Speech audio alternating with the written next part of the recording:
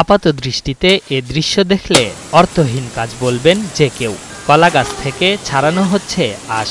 কাজটি করছেন পিরোজপুরের নেছারাবাদ উপজেলার কৃষক জনার্দন দেবনাথ। কিন্তু এই আঁশই যেন পরিণত হয়েছে সোনালী আঁশে।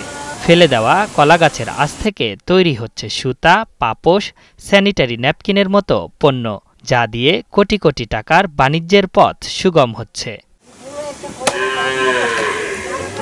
কলা সংগ্রহের পর পরিত্যক্ত গাছ পচে নষ্ট হয়ে যেত, তবে অব্যবহৃত এই গাছটি নতুন সম্ভাবনার দুয়ার খুলে দিয়েছে। এর সঙ্গে জড়িত সবাই আর্থিকভাবে লাভবানের পাশাপাশি হয়েছেন স্বাবলম্বী। বাগান থেকে গাছ আনিয়ে দিলে পর আমরা 3 ফুট হইতে 5 ফুট বা 6 ফুট পর্যন্ত খণ্ড করিয়া তারপর চিলা চিলা করিয়া রোদ্রে বা টিনে মাটিতে বা ঘুরিয়া লাচিয়া শুকাইয়া তারপর আটি করিয়া বানতে হ্যাঁ মন হিসাবে বিক্রি করে। এইটা আপনার কলার খোল দিয়া শুকাইয়া তৈরি করা হয় এবং এটা বাহিরে 70 টাকা বিক্রিতে এখান থেকে কিনিয়া এক পাইকারে রংপুরে চালান দেয়। কলা গাছের এই আঁশ বিক্রির পথ দেখিয়ে তাক লাগিয়ে দিয়েছেন পিরোজপুরের নেছারাবাদ উপজেলার কৃষক জনার্দন দেবনাথ। কলা গাছ থেকে সুতা উৎপাদনের বিষয়টি জানার পর নিজেই গড়ে তুলেছেন কলা গাছের সংগ্রহশালা। কলা সংগ্রহের পর প্রতিটি গাছ 3 থেকে 5 খণ্ড করা হয়। গাছের 2 মাথা কেটে সেখান থেকে খোলস আলাদা করে রোদে শুকাতে দেওয়া হয়। পরে এর রং অনেকটা সোনালী আঁশের মতো দেখায়।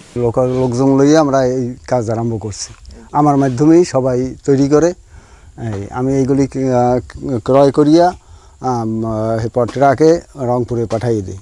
আয়ের নতুন উৎসে পুরুষদের সহায়তা করেন গ্রামের নারীরা।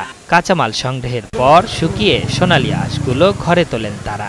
এই পণ্য 70 টাকা কেজি দরে পাঠানো হয় রংপুরের বিভিন্ন কারখানায়। প্রতি ট্রাকে 2500 কেজি শুকনো কলার খোলস পাঠানো হচ্ছে। যখন কলাটা ভর্তি হয়ে যায় তখন গাছটা তো ফেলে দেয় চাষিরা। ফেলে দেওয়ার পর ওইটা সাধারণ মানুষ কাটকে 3 ফুট ছাউ দিয়া আপনার ওই খোলগুলা আপনার সালাই ফেলে আপনার মাঝখানটা সিরকে শুকাইয়া ওইগুলো আবার আমাদের এই জায়গায় এজেন্ট আছে, ওনার কাছে সবাই 70 টাকা করে বিক্রি করে। এই আশেপাশের যত মহিলারা আছে, বিশেষ করে মহিলারা, পুরুষ অনেক মানুষ এই কাজে নিযুক্ত।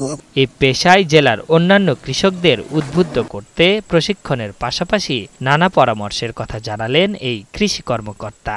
আমাদের কৃষক ভাইরা এতদিন দেখা যাচ্ছে যে কলা গাছ থেকে কলা সংগ্রহ করার পরে সেই গাছটি পরিত্যক্ত অবস্থায় মাঠে রেখে দিত। তো বর্তমান সময়ে আমাদের কিছু কৃষক ভাই এই পরিত্যক্ত কলা গাছ থেকেই নতুনভাবে আর কি কলা গাছ থেকে সুতা উৎপাদন করার জন্য তারা সেই কলা গাছটি সংগ্রহ করে। কৃষি বিভাগের পক্ষ থেকে আমরা আমাদের অন্যান্য যারা কৃষক ভাই আছে যারা বিশেষ করে কলা চাষের সাথে সম্পৃক্ত তাদেরকে এই বিষয়টা অবহিত করছি এবং যদি আমাদের পরবর্তীতে সুযোগ থাকে তাদেরকে প্রশিক্ষণের মাধ্যমে এটা আমরা তাদেরকে আরও ব্যাপক আকারে অবহিত করব।